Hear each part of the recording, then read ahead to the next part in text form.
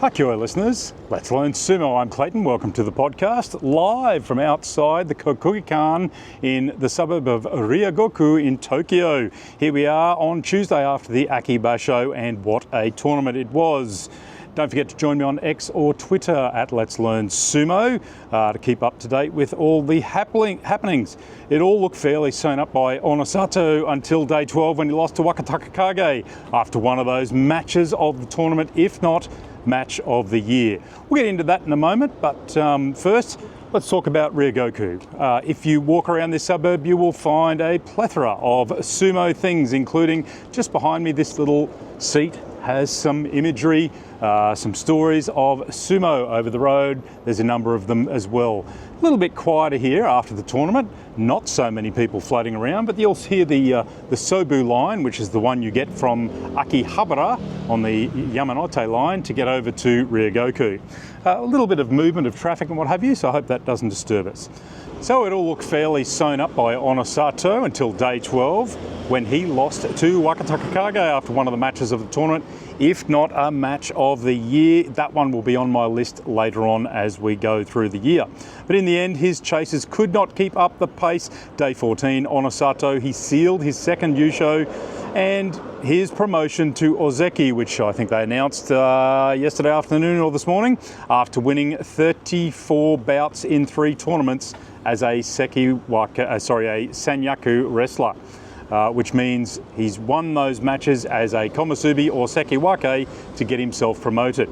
But if you also add the 11 wins as at Magashira 15, and then the next tournament, again, he won 11 matches at Magashira 5. He has piled on 56 matches, wins over 5 tournaments, which is an incredible record for someone who has come into the sport.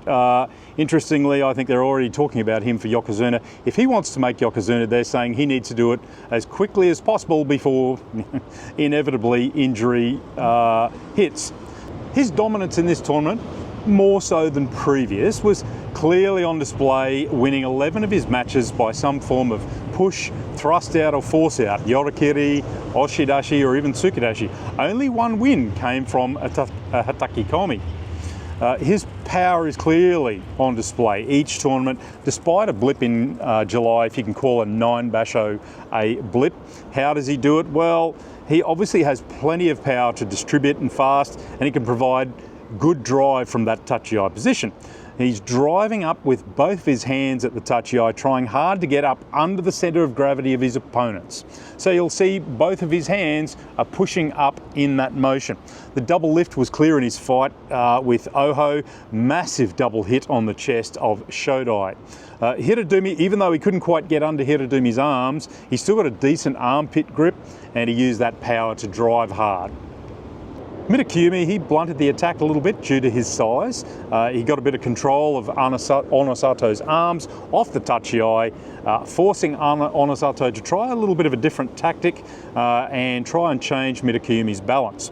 A quick, half-hearted hataki komi attempt got Mitakumi just slightly off balance.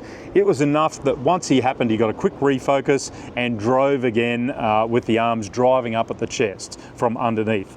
His fight against Wakamoto Haru was interesting in that he did this big double drive off the tachi, lifted Wakamoto Haru up, but then pushed him back to his defensive bail position. And we all know that Wakamoto Haru, he likes to fight back on the bails. He's very strong in that position.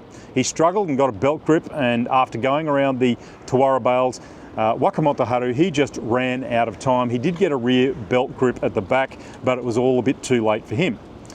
Now, while Kirishima, he copped a lot of criticism for trying to henker Onosato, that big henker attempt, it's clear he's seen those videos and he knew it was going to be difficult to defend against that big double push. Kirishima is more of a technique wrestler than a power wrestler, I would say. And look, a lot of people see the henker as unsportsmanlike behaviour. I still think it's a legitimate tactic, especially when faced with an opponent whose technique is so hard to defend against. To force your opponent to change their sumo is the name of the game, to change their tactics, and I see that henker as probably one of the smarter ones of this tournament, despite it not working for Kirishima. Clearly, Onosato, he recovered from the henka, he kept his balance, got straight back into a lifting chest drive and a Yorikiri belly pumping force out for Kirishima. I really don't think he deserved the criticism he got for that one. It was a good attempt, and against someone who drives so hard, probably a worthwhile tactic. Karashoho, he got the double up under lifting chest drive as he tried a defensive pull away and Hiki Itoshi pull down, which nearly worked for him as Onosato drove forward hard, but in the end, Onosato got that win. All this leads me to the Wakataka Kage fight, which I believe is one of the best fights of the, well, certainly of the tournament, and if not one of those of the year. His win over Onosato was a masterclass of belt fighting, and it saved him from going over multiple times from Onosato's power. So Wakataka Kage, he took the hit from the Tachiai, lifted him fast, he resisted, he got into that pocket really close and very quickly. That helped him to get that double rear inside belt grip on Onosato.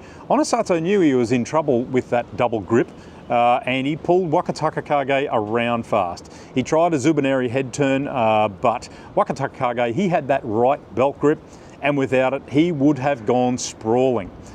He recovered from a fairly awful position. He was very far forward as Onosato continued to try to lift Wakataka Kage back to the bales.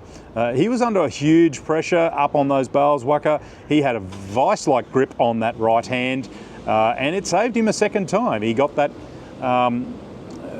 got to a left belt grip at the same time as they came back together, both inside, and he pulled Onosato around at the bales. I'm not sure how he achieved that. That sort of strength and presence of mind and sumo perfection is what we needed to beat Onosato. Kotazakura, he was nowhere near perfect this tournament, but he gave Onosato a good fight. He took a hit from Onosato on his left, but denied him the right. Got into a grip battle. It was a pretty good performance, and look, while the Shimpans had a mono-e, gave it to Onosato, there was a suggestion that as Onosato went forward, he may have touched his hands on the dohyo on the way out. Look, perhaps that was a bit of karma for the win over Tobizaru on day 2. All it took with Hoshoryu, our other Ozeki, was 2 double nodowas, perhaps higher, a little bit straighter than anyone else when Onosato gave him the hit. Look, and it certainly did the job there. Hoshoryu, he didn't have much in response to that. Look, the vulnerability of these big power thrusters comes to the fore in a fight like Kirishima, but also his last day fight with Abi. Now, he lost that fight to Abi, and that big momentum carries the risk of a hit and shift, or a henka for that matter. The hit and shift was very effective for Abi, as Onosato's feet were spread wide, and one of his feet was just a little bit too far back, and it's an issue that Onosato will need to be aware of going forward. People will watch that tape, see where he's lost, and they'll take advantage of that.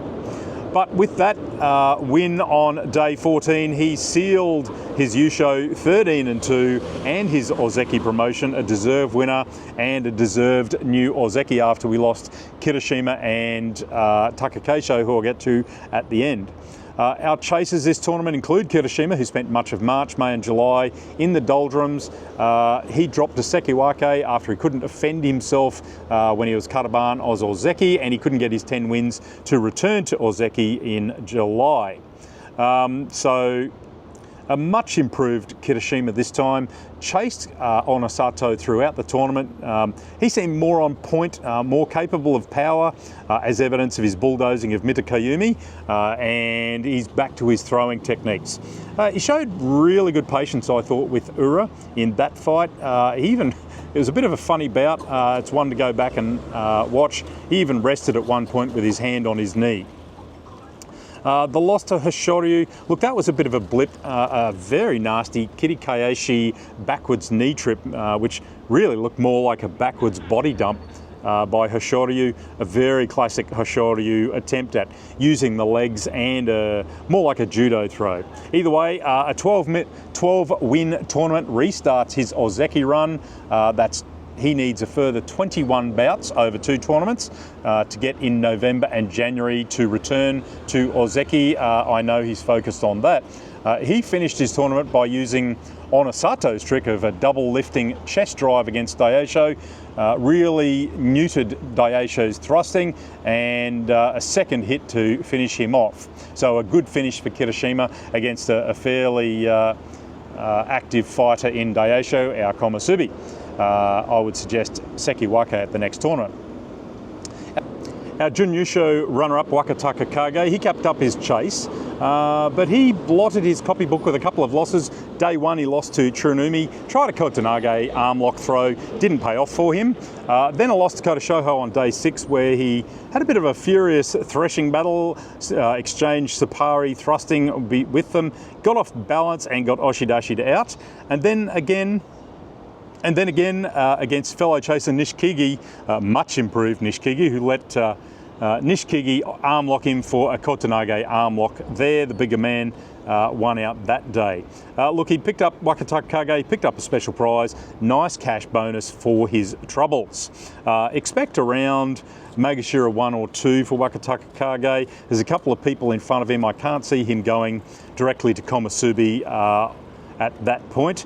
Our other Ozeki, Kotazakura, he finished with Kachikoshi, but only just on 8 and 7. Reports he was suffering from an ankle injury. The sun's just come out on this warm afternoon in Tokyo. Not as bad as day 1, week 1 of the tournament, where it was just blazing hot. I wouldn't even attempt to have sat here on that week 1. So back to Kotazakura, like we said, Kachikoshi 8 and 7 only just. Report he had his ankle injury. 2 losses in week 1 to Oho and Wakamoto Haru. 5 losses in the second week. To suggest the injury happened somewhere early in the tournament, he really struggled in that second half. Certainly, I think he was missing some of the strength in a few of his fights. He was fairly lucky in that win against Tobizaru. He should have been more dominant there. A fight that, as I've said before, deserved a mono E. That was disappointing. The good thing about Kotazakura's technique, as I've always said, is his mobile balance, his balance on the move. He is a little bit slow. He's certainly not as quick as Tobizaru, Ura or Midori Fuji, but his mobile balance, and of course he tries hard to get in on that belt. Now he's been Ozeki since March, and look, he simply hasn't delivered as everyone has expected. With a missing Yokozuna, injured fellow Ozekis, poorly performing Sekiwake, he's had multiple opportunities to win the Basho, and he just hasn't taken it. Let's see where he can go from here. Certainly the injury has not helped him. Classic Hoshoryu win with his win over Wakamoto Haru. An unusual kimarite there, a twisting neck throw where he used his back leg and body grip. He did actually have the body grip when he started the throw, changed to a neck grip just halfway through it, and that completed the kimarite there of the twisting neck throw. Hoshoryu's loss against Onosato for the Yusho. Look, that's probably the most disappointing for a strong Ozeki like Hoshoryu to be driven out so easily. That probably burns him a little bit. But he did save himself from Karaban. He came into last day 7 and 7, Nana showed on a high, 7 and 7, looking for that last win so he could get up. He did get there on the last day, saved himself from Karaban so he can start afresh in November. The less said about Sekiwake, Abi's miserable tournament, probably the better. He got hankered on day 1 by Tobizaru. That probably set the scene for his Basho, pretty miserable from then on. Look, he did have his usual Nodowa thrusting wins. Nodowa thrusting wins against Mitakumi, forgive the trucks behind me, and Kota Shoho. The only real spots along the way, fairly simple Hikitoshi on Yusho winner Onosato, like I said, to pick up the bundle of envelopes on day 15. That was well sponsored, but a 5 and 10 will see him drop from Sekiwake probably to Magashira 1, maybe even Magashira 2. A 5 and 10 is a pretty poor tournament. He certainly won't drop to Komusubi. Our Komusubi Hirodumi, he suffered a makikoshi as well, which he sewed up on day 14 against Shodai. Very poor second week for Hirodumi in the meat grinder, losing against Atami Fuji, Takayasu, Nishikigi and Shodai on the second week. He got a bit of a lesson from Onosato, but most everyone else did as well. His final bout against Mitakumi showed some pretty good stable Oshizumo to get to the front of the belt and drive and pump the bigger man back over the bales. A little bit of a bright spot for him there. The small drop from Sanyaku ranks will result for Hiradumi. I'd expect him probably at Magashira 1 coming the next tournament. Dayosho, he's bound for Sekiwake again. He posted his 8-7 Kachikoshi. He beat Abe, Hiradumi, Kodazakura in the Sanyaku. That'll help. But a few losses against Hoshoryu Kirishima and both Waka brothers will give him pause to start again when he likely appears at Sekiwake in November. Look, I was encouraged a bit by his style. He went for some straight pushing, a little bit of a defensive tactic against Takanosho and Hiradumi, and a bit of an under-shoulder grab on Abe. It shows that he's developing as a wrestler, he's learning, he's not going to stick to just that threshing style.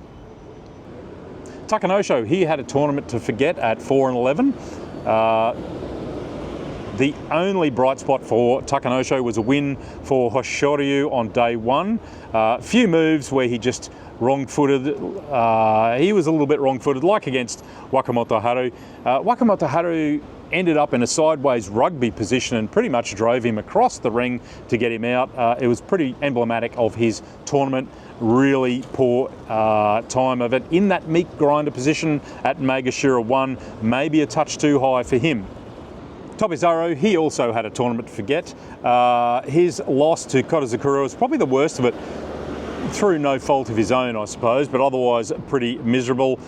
His Chaos Agent style, look, it sometimes leaves him fairly unbalanced and a little bit wrong-footed. It might be time to take a leaf out of Ura's book. Speaking of which, a return to form for Ura, a little bit more luck there. He seemed to make a few minor changes to his sumo. Some good driving wins this time, or some good thrusting and driving, particularly his win over Kodazakura, which was just a really good pushing drive out, Oshizumo style, very basic sumo, and it worked for him. Wakamoto Haru, he just had a welcome return to form, pushing out an excellent 11-4 record. Probably won't get him back to Komusubi, but I'd expect at least Magashira 1, possibly sharing with his brother Waka Takakage, or maybe just below at Magashira 2. His belt work, it seemed to find him again. His defensive positions on the bales, really good. Nishikigi, he was in a battle for most of the tournament, and some welcome return to form. He has been in the absolute lost in the forest for a number of months now. A good solid pushing seems to have found him. He finished with an excellent 11-4. Same with Hokuto Fuji, who returned after a short Kyujo mid-tournament. Luckily enough, he came back for a couple of wins, finished on 8 wins, 5 losses, 2 absences. Although he was in the running about halfway through that tournament before he went Kyujo.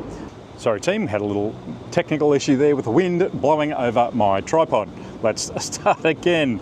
Like I said, Nishikigi, he was in the battle for most of the tournament, moved on to Hokuto Fuji 8-5-2. Takayasu the Bear, perennial runner-up. I think he's been Jun Yusho something like 7 or 8 times. Didn't make it this time, got his 10 wins, but it was a pretty good tournament for Takayasu. Some good power there. Same as Takara Fuji. Had a couple of miserable tournaments, but has come back strongly on 10 wins. Nishiki Fuji, Magashira 17, who was spared by the committee last time from the Juryo barge and stayed at Magashira 17 despite a Makekoshi.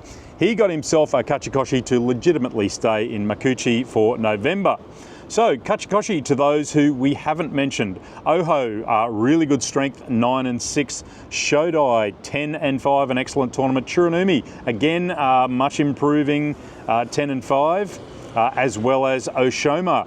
Going back to that form he showed on his debut, he seems to have settled into Makuuchi now. Those guys will jump up the list. Endo, Kachikoshi with 8-7, Roga and Ryuden both with 8-7. Pretty good form there. Demotions in play, as I said, for our Sekiwake Abe, he'll be back to Magashira. Hiradumi, our Komusubi, he'll be back to Magashira 7-8. Takanosho, 4-11, Magashira 1, he will drop down reasonably seriously. Tobizaru 5 and 10, just couldn't pick up those wins. Tried very hard. Kodoshoho 7 and 8 for him. A big demotion for our big man Shononumi, who could only manage 3 wins. Look, his form this time, he just didn't seem to have the power and the thrust. I'd suggest he's got, I think we'll find out later, he's probably got some sort of back injury, because there was not a lot of power in Shononumi's sumo this time. Our brawler, Meisei, he only got 5 wins. Gonayama 6 and 9. Midori Fuji, a perennial trier, got a 7 and 8, got 3 Katasakashis into his stable, despite Endo resisting it really well. He did try to Katasakashi Endo a number of times early in the tournament, and Endo just had the power to resist it. Look, his fight against Wakataka Kage was impressive. He wrestled hard to prevent a belt grip there, but in the end, Wakataka Kage got him. Ichi Yamamoto just missed out 7 and 8. Tambawashi also missed out on 7 and 8, but did pick up his over 1,300 consecutive fights this tournament, over 20 years of sumo without missing. Sadanumi 7 and 8, Onokatsu 7 and 8. Those who will be nervous and looking to see if a ticket to the Juryo barge turns up on their doorstep will be Kageyaki at Magashira 11. He got a 3 and 12. He might be safe. Bushozan 4 and 11 at Magashira 12, as well as Kinbozan 4 and 11 at Magashira 12. Those guys want to keep an eye on their letterbox. Gone on the Juryo barge will be the White Bear, Shiro Kuma, 4 wins, 9 losses and 2 absences. Kitanowaka, he's down around the lower Magashira. He'll be 6 and 9. Juryo promotions will obviously be Chio Shoma, who did quite well, punched out double figures. He was fighting for the Basho in Juryo. Toki Hayate, 9 and 6, and probably Shishi, our Ukrainian man, had a fairly good rise so far, 9 and 6. It'll be interesting to watch if Takeda Fuji, who won the Juryo Yusho with 13-11, whether they put him up. He is sitting at Juryo 11. It's a long way to jump.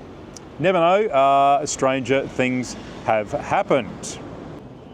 So, to finish off our tournament, we can't finish off without mentioning Ozeki, former Ozeki, Takakeisho, who has now retired. So we can't finish the tournament, but let me just pause there for a moment. I don't want to intrude on the man's privacy, but I've got to point out when a sumo goes past you as you're filming, it just adds to the effect. Back at it. So we can't let the tournament go past without mentioning our former Ozeki Takakeisho. He retires. He'll now take the Oyakata name of Minatogawa.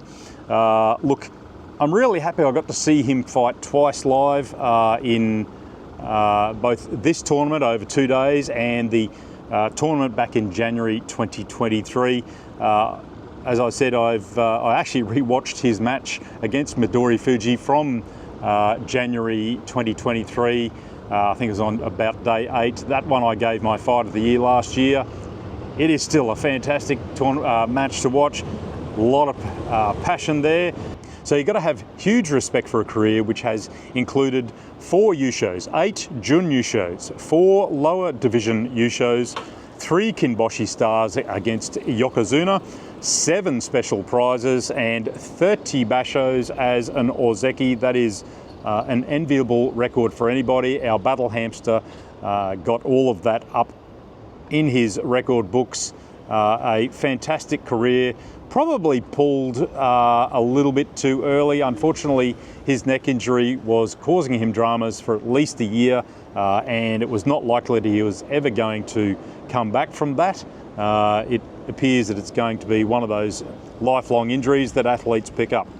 Anyway, that is it from the Aki Basho in Tokyo. I hope you've enjoyed what I could put together for this tournament. It's been a little bit of a challenge travelling around Japan, but obviously enjoy the scenery here at Ryogoku. The flags are still up, the tower's still up, the stadium looks great. still plenty of people around. There's lots to see in this area. If you go over the other side of the train station, if you're lucky enough to visit here, there are all sorts of shops and things. Inside the stadium, there are many souvenir shops, lots of different options in there, great food. It's an excellent day at the sumo. I hope you get a chance to do it, and we'll talk about sumo again in future. That's it from me from Tokyo. Let's learn sumo.